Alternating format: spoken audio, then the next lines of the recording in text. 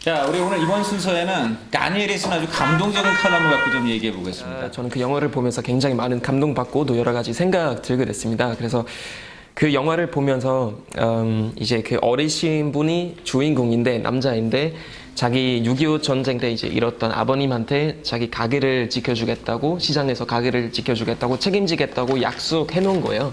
여러 가지 어려움을 겪고 또 나중에 어르신 됐을 때 그 국제시장에서 그 가게를 계속 이제 하겠다고 또 자기 뭐 손주들이 이제 그냥 그만해도 된다 이제 권했더니 그래도 계속 가게를 하겠다 이제 고집을 부린 거고 또 거의 이제 그 시장에서 사람들이랑도 거의 싸우게 됐습니다. 그래서 그런 거 보면서 좀 여러 가지 생각들 들었는데 그래서 어떤 생각인지 그거 좀 간단하게 좀 얘기 한번 해볼게요.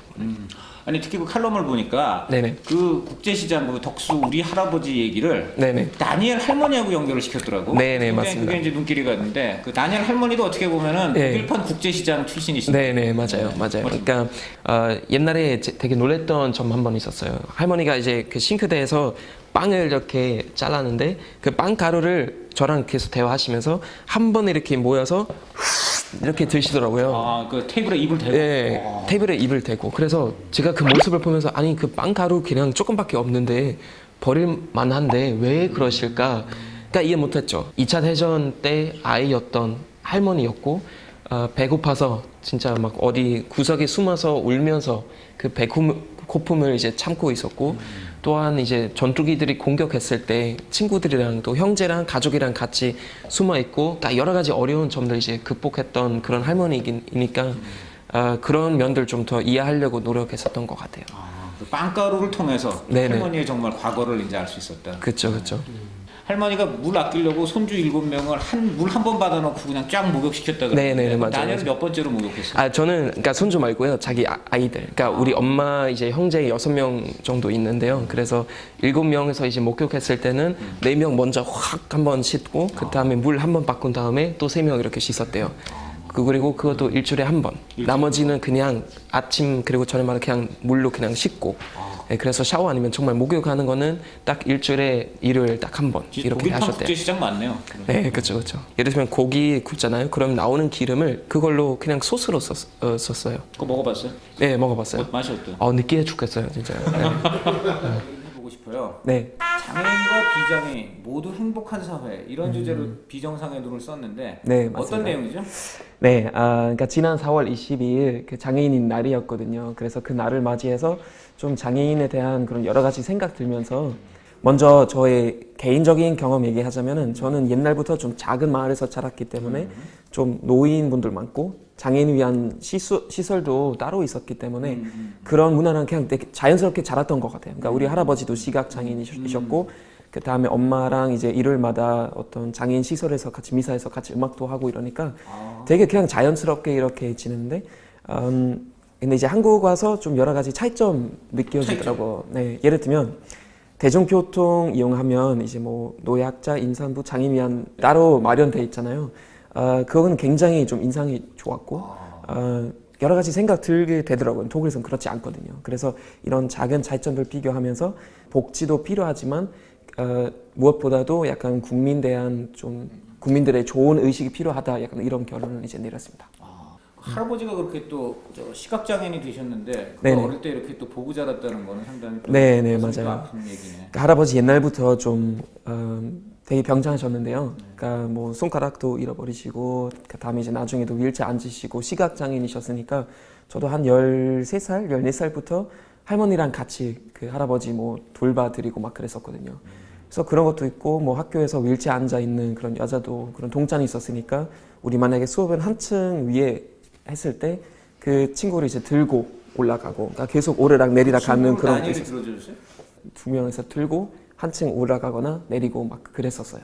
되게 자연스러운 문화였어요. 다니엘 린더만이 아무도 미워하지 않는 자의 죽음이라는 칼럼을 썼는데 우리 한국에서 굉장히 유명한 얘기입니다. 네. 그 나치 독일 시절에 그 나치의 만행을 폭로하고 그 저항을 하다가 그 나치에 의해서 숨져갔던 독일 대학생들의 이야기인데 맞습니다. 우리나라도 사실 80년대에 이 독일 대학생들의 얘기를 갖고서 한국 운동권이 많이 영향을 받았어요. 나도 그때 저 대학생이었기 때문에 네. 제가 교재로 공부를 했는데 네. 그 교재 제목이 아미자족이었어요. 아미자족. 줄여서 아무도 미워하지 않는 데 죽음을 줄여가지고 아미자족이라는 그런 그 책으로 번역이 돼서 3.1운동하고 연결을 시켰는데요. 3.1 운동 어떻게 보면은 이제 큰 규모에서 일반 시민들이 이제 일어나서 독립 운동을 실시한 그런 예시이고 이 예시는 이제 조금 다르죠. 그냥 독립 운동이 아니라 정말 어떤 독재자를 반대하는 운동이었기 때문에 조금 자원이 다르긴 하지만 제가 볼 때는 그 민간 용기 차원 자체가 많이 비슷한 것 같아요. 젊은이들이 그 과거의 그런 민간 용기를 알고 또 공부를 해야 오늘날 또 문제를 풀어갈 수 있다는 좋은 지적인데 우선 독일 상황 말씀드리자면은 제가 볼 때 저희는 교육 되게 잘 받고 있는 것 같긴 해요. 그러니까 우선 2차 대전에 대한 뭐 역사 교육 거의 80% 정도 이제 차지하고 있는데 요즘 우리 세대 뭐냐면은 독일에서 애국심 가지면은 사람들이 나치라고 불러요. 그만큼 그 주제 자체가 애매해요. 그러니까 우리는 2006년 월드컵 때 그때 독일에서 개최했잖아요. 그때 정말 오랜만에 처음으로 사람들이 다시 밖에서 국기를 달고 이제 독일을 정말 자랑하면서 응원했는데 그 전까지만 해도 사람들이 자기 뭐 집 앞에서 독일 국기를 달면 사람들이 다 나치라고 불렀어요. 그리고 우리 심지어 학교에서 그 국기의 이름, 그러니까 뜻도 몰라요. 안 가르쳐요. 그런 거. 2차 대전 종전된 동안 거의 60년 동안 전혀 할 수가 없었죠. 그렇죠, 그렇죠. 그래서 약간 좀 애국심하고 그런 국가주의의 선이 너무 애매하기 때문에 사람들 오히려 약간 자기 나라를 위해서 희생한다, 뭐 자기 나라를 위해서 좀 뭐 노력해야겠다 이런 개념 잘 존재하지 않은 것 같아요.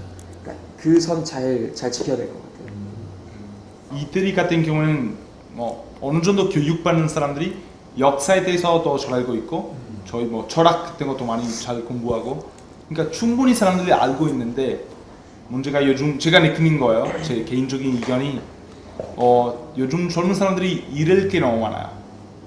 그러니까 옛날에 정말 전부 자기 자유를 위해서 자기를 잘 살기 위해서 전부 반대하고 정말 이렇게 용기 내서 그렇게 정말 희생하고 그랬는데 요즘은 물론 정부가 문제 있어도 자기 사실 마음에 안 들어도 그래도 잃을 게 너무 많아서 정말 나가서 앞서서 그렇게 전부 반대하는 것보다 아니면 정말 자기 권리를 위해서 운동하는 것보다 가만히 있는 거 그래도 낫지 않을까 라고 생각하는 사람들이 많은 것 같아요. 왜냐면 저희 어느 정도 좀 평균적으로 잘 사니까 사람들이 잘 먹고 살고 관광도 많이 해요. 남이 실려라는 말을 최초로 도입했어요. 남이 실려. 자, 설명을 좀 해주시죠. 네, 그러니까 제가 얼마 전에 어떤 행사 때문에 그 경단녀라는 개념 알게 됐거든요. 경단녀, 그렇죠. 그러니까 경력 단절한 여성 말하는 거죠. 그러니까 독일하고 상황이 조금 다른 거죠. 막 육아 기간 어떤 제도적인 그런 차이도 있고 그래서 칼럼 일부에서는 좀 이런 거 비교했고 독일 어떤 제도적인 그런 조건을 이제 소개했고 뭐 예를 들면 육아 기간 어떻게 됐는지 뭐 직장 그만두고 나중에 다시 일하려고 시작했을 때 좀 좋은 제안들도 많이 나오거든요. 그러니까 예를 들면 뭐 비서이든 아니면 요즘 이제 고령화가 심하니까 요양원에서 일하는 일, 뭐 약간 좀 봉사활동 같은 것도 항상 필요하고 이런 것 통해서 자기 이력서도 이제 살릴 수 있는 그런 제안도 많이 나오기 때문에 좀 어떤 사회 인식도 좀 중요하다고 생각하거든요. 제가 볼 때는 우선 지금 필요한 거는 아이들인데 그래서 어떻게 보면은 다시 나라의 미래를 살린 여성이라고 생각하기 때문에 그 새로운 약자도 같이 도입한 거죠. 남이 실려라는 게 나라의 미래를 살리는 여성. 제가 볼 때는 그런 왜냐면은 여자들은 이제 아이 안 낳으면은 고령화가 심해지고 나중에 한국 사람 4명밖에 없으면 어떻게 할 건데? 그렇죠, 그렇죠, 맞아요. 그래서 그런 것 때문에 정말나 중요한 일을 하고 있고 예, 그런 사람들 나중에 육아 기간 끝나고 그래도 다시 직장 가질 수 있는 그런 제도적인 네, 개선이 필요하다고 생각합니다. 앞으로 신조 남이 살려가 좀 많이 좀 회자가 됐으면 좋겠네요.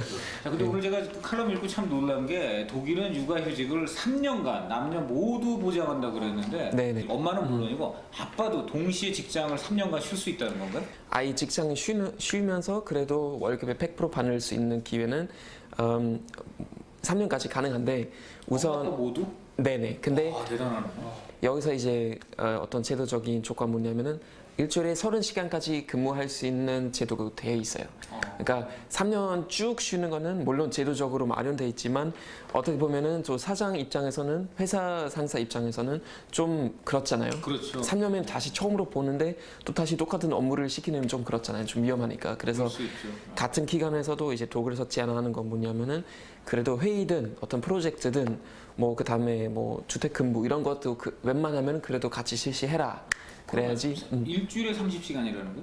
네네 맞아요. 일주일에 30시간씩 일까지 그래도 근무할 수 있어요. 근무할 수 네. 있다. 그럼 사실 직장에서 6시간 근무하다 보면 특히 한국 같은 현실에서는 그 근무가 계속 이어져요. 야 기왕 나왔는데 요거 조금 더 하고 들어가라. 이런 것도 그렇죠, 있고. 맞아요. 독일에서는 좀 중요한 거 뭐냐면은 우리는 파트타임 그 근무제가 요즘 되게 든든한 그런 근무제가요. 그러니까 한국에서는 아직까지 파타임 일 하는 거는 조금 어렵잖아요. 근데 저희는 풀타임 아니면 파타임으로 나눠서 여성분들은 예를 들면 파타임이라고 얘기하면은 예를 들면 그러니까 하루에 4시간 정도 일하는 걸로 이렇게 정해져 있어요. 그럼 월급도 보통 400유로로 돼 있고 좀 적죠. 근데 내가 그래도 아이 가지면서 이렇게 일하면은 그냥 도끼 2마리 잡을 수 있잖아요. 그러니까 월급 많이 못 받지만 그래도 어느 정도 보장돼 있고. 한국은 파트타임을 칼퇴근이라고 불러요. 네네. 칼퇴근이죠, 발타임이죠. 어디